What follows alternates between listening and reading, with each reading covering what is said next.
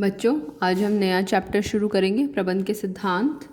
पिछला चैप्टर हमारा प्रबंध की विशेषताएं और प्रबंध का महत्व था। इस चैप्टर में हम पढ़ेंगे जैसे कि मैथ्स में कुछ प्रिंसिपल्स होते हैं, जैसे बॉड मास रूल होता है, साइंस में अपने कुछ प्रिंसिपल्स होते हैं, उसी तरीके से प्रबंध में मैनेजमेंट के भी अपने कुछ सिद्धांत होते हैं। कुछ लोग हैं जिन्होंने इन सिद्धांतों को बनाया है। मुख्यतः 2 लोग हैं जिनके सिद्धांतों के बारे में हम पढ़ेंगे। तो अपने चैप्टर की हेडिंग डाल लीजिएगा। चैप्टर नंबर 2 है ये। कौन सा चैप्टर है? चैप्टर नंबर 2, प्रबंध के सिद्धांत। ये हेडिंग डाल लीजिएगा, आज की डेट डाल लीजिएगा। और सबसे पहली बात है, हम इसका अर्थ डिस्कस करेंगे। सिद्धांत, प्रिंसिपल्स क्या होते हैं? सिद्धांत होते हैं जो कि गाइडलाइंस, एक तरीके से दिशा निर्देश, जो कि काम करने में हमारी मदद करते हैं। तो उसकी परिभाषा साथ में नोट करेंगे। क्या है हमारी परिभाषा? प्रबंध के सिद्धांत क्या होते हैं? प्रबंध के सिद्धांत निर्णय लेने, डिसीजन लेने में और व्यवहार के लिए, यानी कि 2 चीज़ें, डिसीजन लेने में, निर्णय लेने में, और व्यवहार मतलब कैसे हमें एक्ट करना है। निर्णय लेने में और व्यवहार के लिए व्यापक मतलब ब्रॉडली हम इनका यूज़ कर सकते हैं। जैसे हमने पढ़ा था प्रबंध सर्वव्यापी है, इसी तरीके से ब्रॉडली हम इसका यूज़ कर सकते हैं। व्यापक एवं सामान्य दिशा निर्देश हैं या मार्गदर्शक है। सामान्य मतलब ऑर्डिनरी, ये कोई हमारे पर थोपे हुए ठोस रूल्स नहीं है, ये नॉर्मल रूल्स हैं, नॉर्मल गाइडलाइंस हैं, जिनका यदि हम पालन करें तो हमारे लिए अच्छा होगा। तो दोबारा से परिभाषा देखते हैं। प्रबंध के सिद्धांत क्या होते हैं? वे सामान्य दिशा निर्देश जो कि निर्णय लेने में और व्यक्ति के व्यवहार को प्रभावित करने में मदद करते हैं। इन किताब की लैंग्वेज में बात करें तो प्रबंध के सिद्धांत निर्णय लेने, 2 चीज़ों में, निर्णय लेने और व्यवहार के लिए व्यापक और सामान्य मार्गदर्शक है। ये 4 वर्ड्स आपको याद रखने हैं।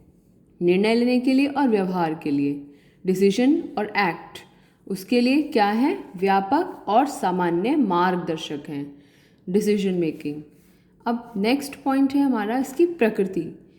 क्वेश्चन बनाइएगा इसका, प्रबंध के सिद्धांतों की प्रकृति का वर्णन कीजिए। फीचर्स, देखिए किसी भी चीज़ की प्रकृति, बहुत बार ये वर्ड हमारा बिजनेस स्टडीज़ में आता है। प्रकृति का मतलब उसके गुण, उसकी विशेषताएं, उसकी खास बात, वो क्या चीज़ है जिससे वो औरों से अलग बनती है, उसको पहचाना जा सकता है।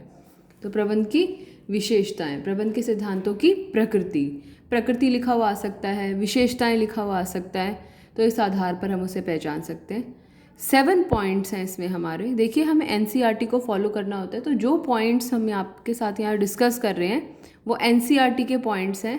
पेपर में जो क्वेश्चंस बनते हैं या फिर जो मार्किंग स्कीम बनती है वो सब एनसीईआरटी को फॉलो करते हुए ही बनती है। इसलिए ये जो पॉइंट्स हम यहाँ पर डिस्कस करते हैं, इन पॉइंट्स को एज इट इज़ ही हमको याद करना है। चलिए बात करते हैं प्रबंध के सिद्धांतों की विशेषता। कभी भी क्वेश्चन आता है प्रबंध के सिद्धांतों की प्रकृति का वर्णन कीजिए, तो ऐसे शुरू नहीं कर देना सीधा 1 2 3 4 5, नो। सबसे पहले आपको ऐसे लिखना है, प्रबंध के सिद्धांतों की निम्नलिखित विशेषताएं हैं। ठीक है ना? इस तरीके से हमेशा कोई भी क्वेश्चन होगा उसको ऐसे कोट करेंगे, उसके बाद में आप आंसर लिखना शुरू करेंगे। क्या क्या विशेषताएं हैं? जैसे प्रबंध की कुछ विशेषताएं थी, ऐसे ही प्रबंध के सिद्धांतों की भी कुछ विशेषताएं ऐसी हैं जो कि प्रबंध की विशेषताओं से मैच करती हैं। हमने पढ़ा था प्रबंध सर्वव्यापी है, याद है? सर्वव्यापी का मतलब हर तरह के संगठन में, संगठन के प्रत्येक स्तर पर। हर तरह का संगठन का मतलब क्या है? चाहे वो छोटा संगठन हो, चाहे वो बड़ा संगठन हो, चाहे वो लाभ कमाने वाला संगठन हो, चाहे वो गैर लाभकारी संगठन हो। इसी तरीके से प्रबंध के सिद्धांत भी जो होते हैं वो सर्वप्रयुक्त होते हैं। सर्वप्रयुक्त होने का मतलब हर तरह के संगठन में उनका इस्तेमाल किया जाता है। और दूसरा पॉइंट हमने लिखा, संगठन के प्रत्येक स्तर पर। संगठन में कितने स्तर होते हैं? 1 2 3। कितने स्तर होते हैं? 3 स्तर होते हैं, उच्च स्तर, मध्य स्तर और तीसरा परिचालन स्तर। तो प्रबंध के सिद्धांतों की पहली विशेषता कि ये सर्वप्रयुक्त हैं। जब भी सर्वप्रयुक्त या सर्वव्यापी आता है तो हमें हमेशा यही एक्सप्लेनेशन देनी है। मैंने ये एरो फॉर्म में इसलिए लिखा है कि पेपर में हमें एक्सप्लेनेशन, पेपर में आप ऐसे एरो फॉर्म में ना लिख के आएँ, ये इसको सेंटेंस बना के आपको लिखने होते हैं। हमें एक्सप्लेनेशन के भी मार्क्स होते हैं। अगर 3 नंबर का क्वेश्चन है तो आधा आधा नंबर 3 हेडिंग्स लिखने के और आधा आधा नंबर उनकी एक्सप्लेनेशन लिखने के होते हैं। इसलिए एक्सप्लेनेशन लिखने के लिए मैंने गाइडलाइंस जारी की है। तो प्रबंध के सिद्धांतों की पहली विशेषता क्या होते हैं? ये सर्वप्रयुक्त होते हैं। प्रबंध के सिद्धांतों की दूसरी विशेषता ये सामान्य मार्गदर्शन है, सामान्य मार्गदर्शन, सामान्य जनरल गाइडलाइंस, कोई ठोस परिणाम नहीं है और ना ही इनको मानना अनिवार्य है। कोई रूल्स नहीं है, कोई नियम नहीं है जिनको मानना अनिवार्य है, केवल मार्गदर्शक हैं, गाइडलाइंस है। ये बात है कि यदि आप इनका पालन करेंगे तो आपके नतीजे अच्छे आएंगे। तो सामान्य मार्गदर्शक है प्रबंध के सिद्धांतों की दूसरी विशेषता है।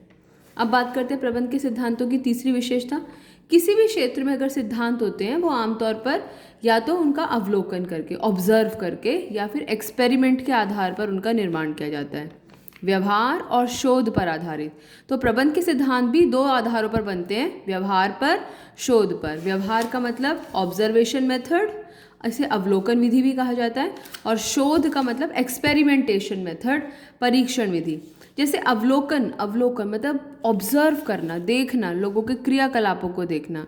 संगठन में देखा, ऐसा पाया गया कि अगर लोग डिसिप्लिन में रहते हैं, यदि लोग अनुशासन में रहते हैं तो लोग अच्छे से काम करते हैं, लक्ष्यों को जल्दी प्राप्त किया जाता है। अगर आप क्लास में भी डिसिप्लिन से बैठते हैं तो आपको टॉपिक ज़्यादा अच्छे से समझ आता है, और यदि डिसिप्लिन नहीं होता है तो वो टॉपिक हमें समझ नहीं आता है। तो ये अनुभव है, अवलोकन है।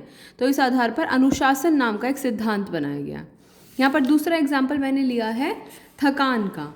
जैसे कि थकान अध्ययन किया गया, इसमें देखा गया कि अगर लोगों को थकान होती है तो कितना ब्रेक दिया जाए, कितना गैप दिया जाए, जिससे कि उसके बाद में अगर लोग दोबारा से काम करने के लिए आते हैं तो उनके दोबारा से पूरी एनर्जी के साथ वो काम कर पाते हैं। तो ये देखा जाएगा कि 2 घंटे के बाद ब्रेक दिया जा रहा है तो उनकी परफॉर्मेंस में क्या चेंज आता है, 4 घंटे के बाद किया जा रहा है तो उनकी परफॉर्मेंस में क्या चेंज आता है। तो इसे बोला जाता है परीक्षण विधि। अलग अलग एरियाज़ में, अलग अलग परिस्थितियों में उनको डाल के उनके नतीजों को कंपेयर करना। तो फिलहाल ये प्रबंध की 3 विशेषताएं। पहली विशेषता कि वो सर्वप्रयुक्त है हर तरह के संगठन में, संगठन के प्रत्येक स्तर पर। दूसरा, वो सामान्य मार्गदर्शक है। और तीसरा कि वो व्यवहार एवं शोध द्वारा निर्मित होते हैं।